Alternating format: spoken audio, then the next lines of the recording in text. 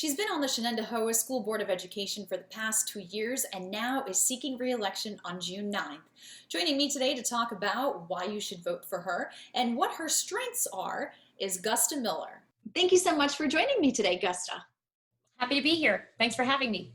So you are seeking re-election for the Shenedehowa Board of Education. Is that correct? Yes, I am. Why should people vote for you? First of all, people should vote for me because I have 2 years experience on the board. And to be quite honest with you, 2 years on the board is about when you start to understand your role on the board. It comes with quite a bit of information, a lot to learn, a lot to understand the role, the inner workings. It's not just something that it's not the kind of job where you jump in and you're working independently. You're working with board colleagues, you're working with administrators, you're working with educators and support staff, and you're developing relationships and working relationships throughout the district. What strengths can you bring to the table? My background in mental health. I'm a longtime social worker and psychoanalyst, psychotherapist. I have many years experience of working in the mental health field. And I have been working very closely with the district the last 2 years on mental health and stressing the importance of it, especially now. More than ever, everyone's talking about it, and especially with children, because schools, they're not in the classroom, they're not talking to their friends, they're not seeing their friends. That creates anxiety, depression.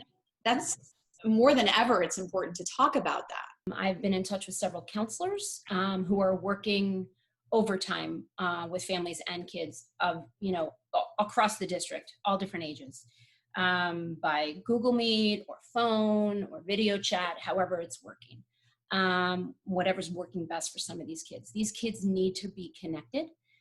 Nobody wants these kids to be disconnected. So the district is doing everything they can to remain connected. The good news about social media and about kids having phones is that they actually can stay connected right now, but it's not the same thing as being in person in a classroom, in a hallway. Being a psychotherapist, what are some of the things that parents should be looking out for in terms of the anxiety, the depression, because of all of this that the kids are going through? Well, kids are kind of familiar today with buzzwords like anxiety. Lots of kids and parents are more tuned in. But what parents need to be thinking about looking for: kids who are isolating, kids who are not eating, kids who are not sleeping, kids who are really not connecting. All of that stuff is sort of like a jumping off point that could potentially be other things, right? So we don't want someone who's not connecting. We don't want someone who's isolating in their room, not really going on any of their Google Meets, not doing any of their work, not talking to any of their friends. All of that is something to be very aware of, because that is a slippery slope where somebody could really start to become quite depressed. And we need to be careful of that. What are some questions or maybe some tips?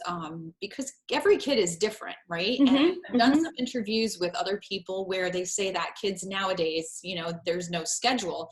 So some kids are sleeping more, other kids can't sleep. So in terms of that particular point, I think is probably harder for parents to figure out, okay, is my kid depressed? Is he anxious? Right. So, should a parent be asking specific questions to the kids to? I think if the kid is sleeping, if you have a child who's sleeping late, right, and really not coming out of their room, their eating habits have changed. Maybe their sleeping habits have changed because they're up late, sleeping late, but if they're not getting their work done, if they're not doing things that they would do even if they were in school, social media, connecting.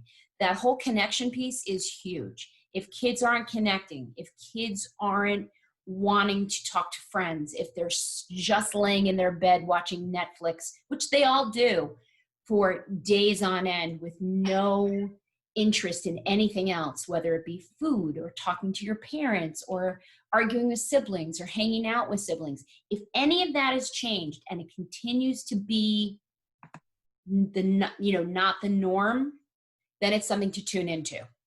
Okay. And there's no shame in any of this. We need to remember that this is so new. This is so different. Kids who maybe weren't anxious and clingy before might feel very anxious and clingy now. There's people, all over the news, there's talk about how many have died, how many are sick, how many we have lost. This is very anxiety provoking for people of all ages. And kids are very aware of lots of stuff, and more than they've ever been, especially from having social media. So it's okay to have, if you need to reassure your child that it's all going to be okay. And even though we don't know when things are going to be back to normal, it's okay to let them know that you're still there. It's okay to let them know that, it's okay to feel not okay.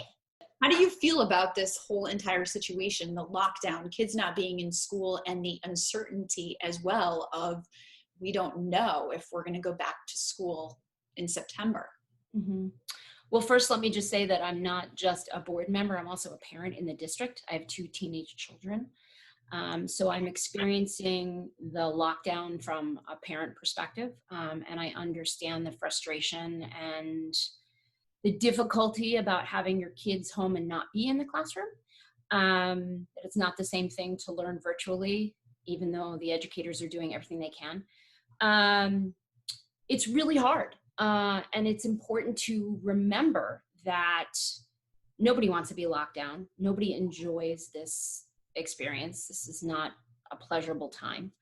At the same time, we have to acknowledge that it's out of our hands, that, Shen is doing everything that they possibly can to come up with different scenarios to get back to school safely in the fall. But it's very important for everybody to remember that it's not Shen's decision, right? That opening back up in the fall is entirely the governor's choice. And I just had the pleasure of interviewing Jackie Duo-Do Burbridge, who is in the advisory council that was appointed by the governor. And she also said that, they are working on it. It's not, the intention is not to shut down schools, and they're not going to exist anymore. But I think one thing that we as parents need to understand is the safety of our children. And that's what they're saying. And especially when we're talking about Shen, we're talking about 10,000 kids. 10,000 kids. So it's not, and this is what she explained, it's not just about, opening phase 4, school, everybody's back to school, but we have Acadia, for example, Octay, every building is different. And that's what they're saying. They're working with the superintendents on, things like that.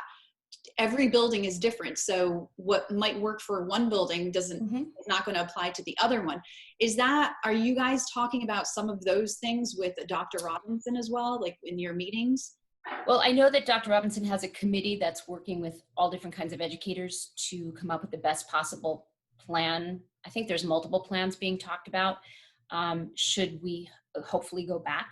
And whatever those plans are, I suspect are, meeting whatever guidelines are being thrown around right now that are being talked about for the fall.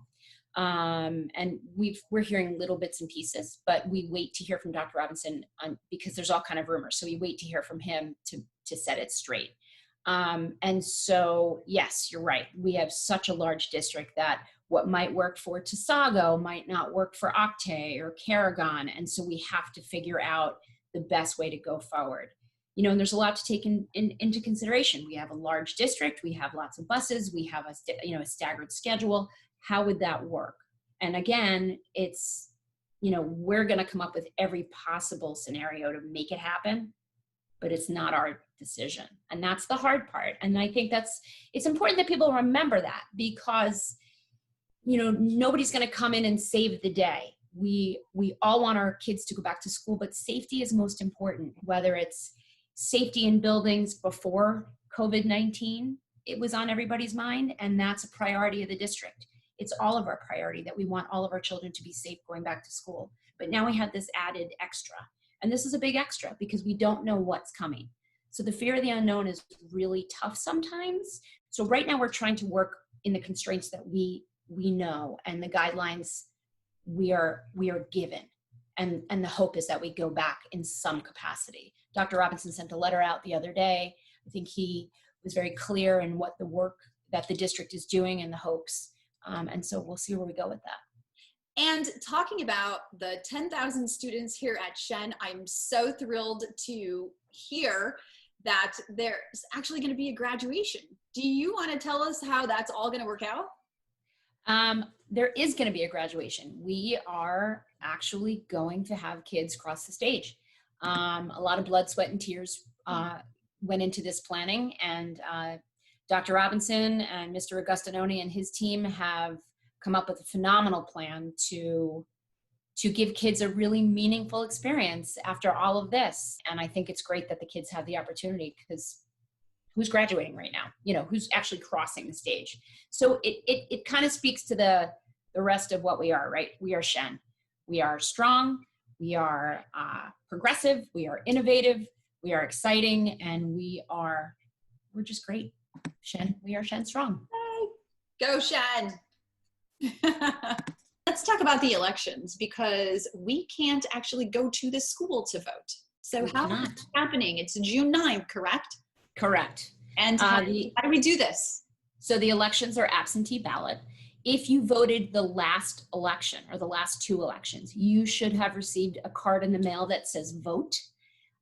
If you have not received your card that says vote, the vote card is kind of like the indication that the ballot will be coming. If you have not received that, you can get in touch with the district.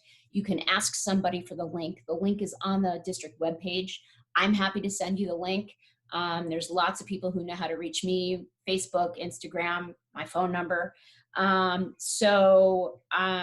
The link will get you the ballot. If you haven't voted in the last two elections, you get the link, you download the link, you sign your name to you put your name, address, birth date, information, and then you should receive a ballot in the mail. Is there anything that you would like to add that I haven't asked? I just want to let people know that working on the board is a phenomenal experience, and I hope to continue. I hope to have everybody's support.